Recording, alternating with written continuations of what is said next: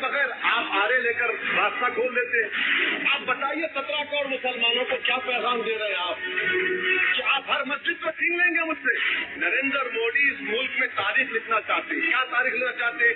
कि मैंने इस देश को, गांधी अम्बेडकर के देश को मैंने हिंदू राष्ट्र बना दिया। मालदीव छोटा मुल्क वो हमको आंख दिखा रहा है, चीन की गोद में बैठ गया, हम पाकिस्तान से हार गए।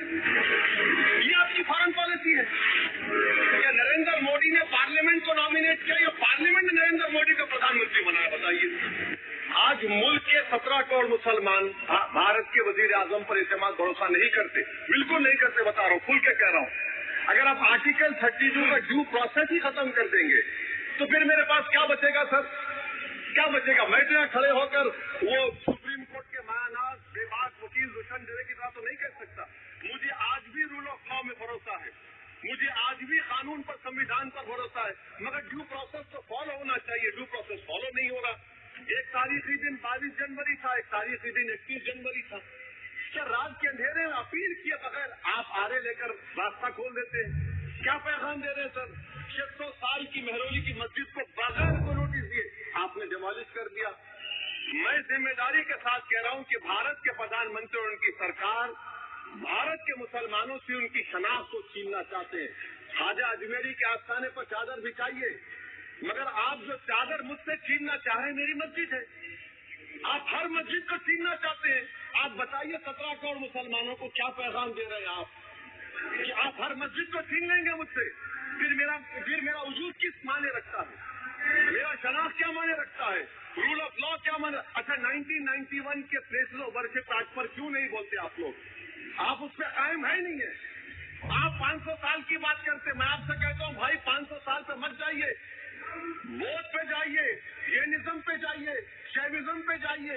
कहाँ रुकेंगे? अरे इस देश को आजादी मिली 47 में, संविधान मिला हमको बाबा साहब अम्बेडकर का बराबरी का। उससे पहले तो राजा रजवाड़े थे, जमहूरियत नहीं थी, लोकतंत्र नहीं था, मगर आप उसको उस बारे में लेके जाओ, कह रहे 500 साल आगे क्या होगा बताइए।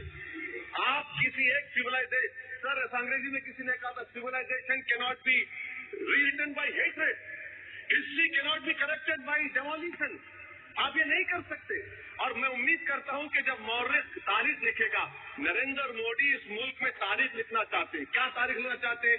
कि मैंने इस देश को, गांधी अम्बेडकर के देश को मैंने हिंदू राष्ट्र बना दिया। मैं उम्मीद करता हूं कि हमारे भारत के हमारे हिंदू भाई देश के प्रधानमंत्री की सोच को नाकाम करेंगे, उन पर है। अब देखते हैं क्या होता है। सर नेबरहुड फर्स्ट की पॉलिसी है। नेबरहुड फर्स्ट क्या हो रहा है सर? हम सोशल मीडिया के जरिए फॉरेन पॉलिसी चला रहे। मालदीव छोटा मुल्क वो हमको आंख दिखा रहा है, चीन की गोद में बैठ गया। हमारे लद्दाख में हमारे जो लोग जानवर को लेकर घास चराए जाते, वहां पर चीन की आर्मी आके रोक रही। बताइए, बांग्लादेश चीन की गोद में बैठा हुआ है। आप गैलेंट्री अवार्ड दे रहे हैं, क्यों दे रहे हैं? कि चीन बैठा हुआ है। तो आपका बफर जोन गया कहाँ भाई साहब? आपका बफर जोन तो कहाँ गया नहीं मालूम, गायब हो गया बफर जोन।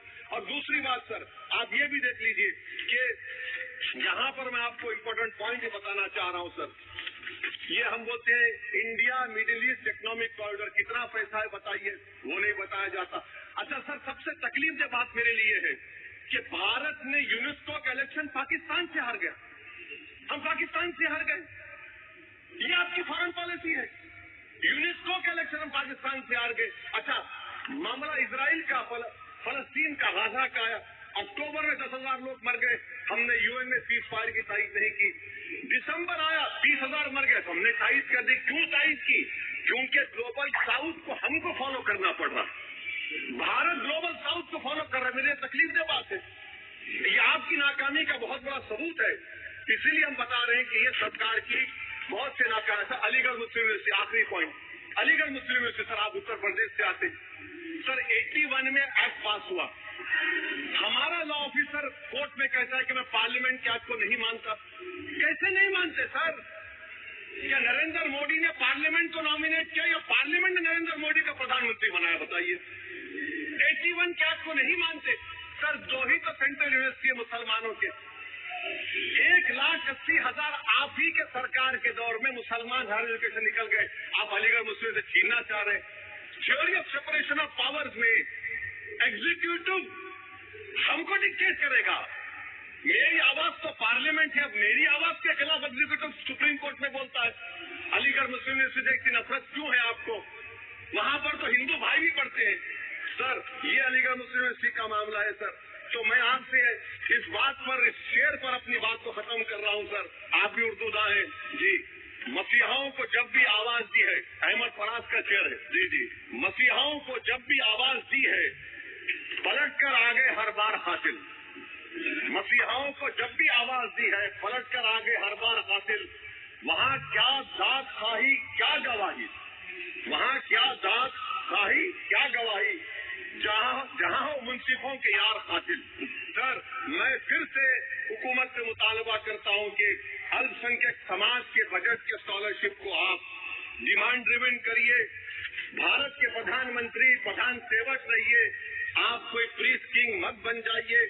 आप जीतेंगे, कौन जीतेंगे देश तय करेगा, मगर याद रखिए 17 करोड़ मुसलमान आज गम और गुस्से में हैं और इस बात को महसूस कर रहे हैं कि प्रधानमंत्री को हम नोट नहीं दिए, मगर हमारा प्रधानमंत्री है। आखिर ये प्रधानमंत्री 17 करोड़ मुसलमानों की उनकी शनाख्त को कैसे मिटा रहे हैं, कैसे उनको आप मार्जिनलाइज कर रहे हैं। इसीलिए सर मैं उम्मीद करता हूँ कि हमारे सेकुलरिज्म जो है वो, मैं पॉलिटिकल सेकुलरिज्म कभी नहीं माना, जो सेकुलरिज्म संविधान में लिखा गया उसकी इबादत करेंगे। मुल्क है मैं, वरना याद रखिए आप चुनाव जीते हारे, मगर अगर आप 17 करोड़ एक जनता को आप गैर यकीनी कैफियत पैदा कर देंगे, ये देश के हित में नहीं होगा। बल्कि हम तो उम्मीद कर रहे हैं कि ड्यू प्रोसेस अदालत फॉलो करेगी। अदालत अगर एक तरफा फैसले करेगी तो गलत होगा सर। बहुत बहुत शुक्रिया। श्री